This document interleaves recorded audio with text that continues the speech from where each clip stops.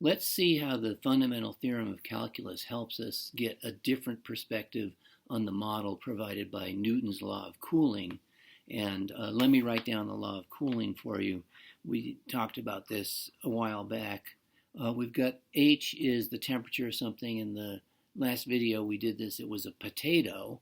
And the assumption was that the variation in the rate of change of H was proportional to the difference between the oven temperature and the current H. So this is a differential equation. H is a function, K is a constant, K is a positive constant. And what we did before was a qualitative analysis that showed that the temperature was going to, without actually solving the equation, the temperature H was increasing and concave down. There's an asymptote at 350. And so this is what we got qualitatively.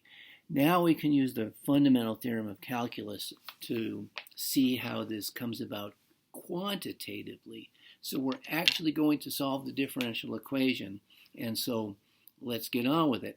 This is a little deceptive. Most differential equations are way harder to solve. And so and most of them, even fact, are impossible to solve. That's why we have so many numerical methods. But this is a case where we can do it exactly. But there's a trick, and this trick is pretty common in differential equations that one can solve. And so remind you, here's the equation again, and there's a little bit of awkwardness about this. And what we're going to do is take advantage of 350 being a constant and make a substitution. We're going to say u is 350 minus h. That's a small u. So this is another function. It's, you take 350 and you subtract this other function h. We got a lot of unknowns running around here. So the unknowns are both u and h. K is something we can get from data, and so we'll see what goes on there. But we've got a bunch of unknowns.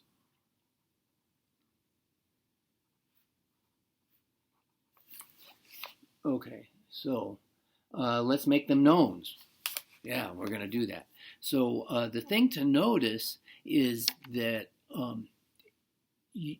u being 350 minus h, if we take the derivative of u, so let's do du by dt, the derivative of the constant 350 is 0, and then h is a function, and we don't know what it is, so we're just going to say, well, that's going to be dh by dt, and we're kicking the can down the road, but in a creative and useful fashion. And so we've just taken u and taken its derivative, and now we can kind of put that back into the equation, because the equation tells us what dh dt is, and therefore it tells us what du dt is, and something fun happens. What we find is that du by dt is minus ku. So this is the big simplification that happens when we do this substitution. So there it is. There's u right there. There's u right there. And so now we're going to work on solving this. And so this is where the fundamental theorem of calculus is going to come into play. What we're going to do is do a little bit of algebra. So I'll write it down and then describe it. I'm going to take what I just wrote and divide both sides by u. We know u is not 0, so that's pretty safe. So we get this differential equation. 1 over u times the derivative of u is this constant minus k. And now we can do something that we weren't able to do before, which is we're just going to integrate both sides. And so on the left, we're going to integrate. And on the right, we're going to integrate. I'll leave the minus sign outside. So now this is, we had two functions that were the same. One happened to be a constant. And so now we're going to say, well, if the functions are the same, their integrals are the same. And so there it is. These are indefinite integrals, but I still call them integrals. And now this is where the fundamental theorem of calculus comes into play because, and this is based a little bit on experience, but now you're getting the experience.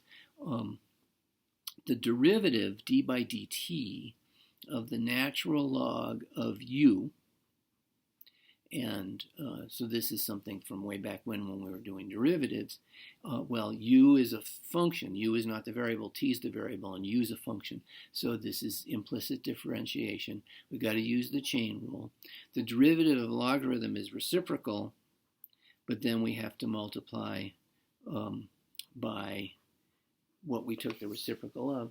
So this is taking the derivative of log u. This is based on recognition. It's like we've seen this before. Where did I see this? Did I meet you at that party? No. Anyway, so here we've taken implicitly the derivative of natural log of u using the chain rule, and we get 1 over u du by dt.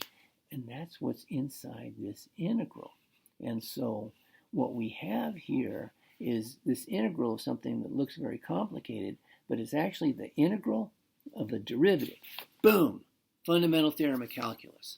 So let's write that on down. So what we have, I'm going to combine these two ideas and say I'm taking the integral of the natural log of u dt. I'm sorry, the integral of the derivative of natural log of u dt is the integral of minus k. I get so excited, I just jump ahead.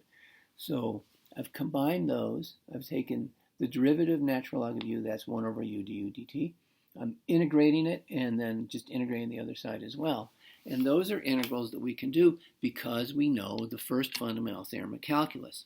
So on the left, we have, well, if you take the derivative of natural log of u and then take the integral, that's just natural log of u. So we have that natural log of u is minus kt, and there's always the unknown constant plus c. And that's going to turn out to be very important in doing this.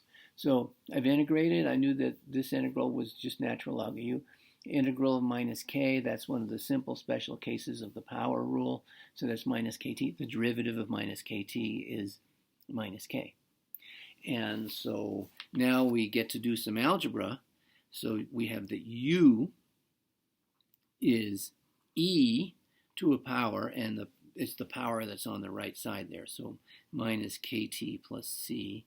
And this is where we get a little bit of the magic with the unknown constant. C is an unknown constant. It's a constant. We don't know what it is. Anyway, using the exponent laws, what we have now is that u, that's the function that we're trying to solve for, and there's a formula for it. So we're doing pretty well here. Anyway, we got e, and there's a sum in the exponent, and so we can change that into a product. That's the most basic rule about exponents. And now we go something that people have been finding strange for a few hundred years, but it's the right thing to do. C is a constant. We don't know it. E to the c is a constant, and we really don't know it. But it's still an unknown constant. So this is commonly rewritten as c times e to the minus kt. This c is not a normal kind of variable. It's an unknown constant. And if you do something to it, it's still constant and it's still unknown. And so that's where this c comes from. This is going to be very important in just a second. So now we have a formula for u. We weren't interested in u. It's never about u. It's always about the original thing. U is 350 minus h. And so I'm just going to switch to saying, well, look, u is 350 minus h, and that is c e to the minus kt, and a little zoop, zoop, zoop, zoop, zoop algebra. And what we find is that h is 350 minus c times e to the minus kt.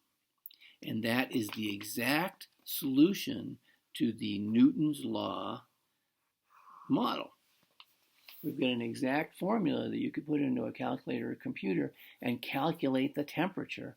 And so this might be needed on some kind of systems engineering problem or something. This would be the kind of thing that comes up.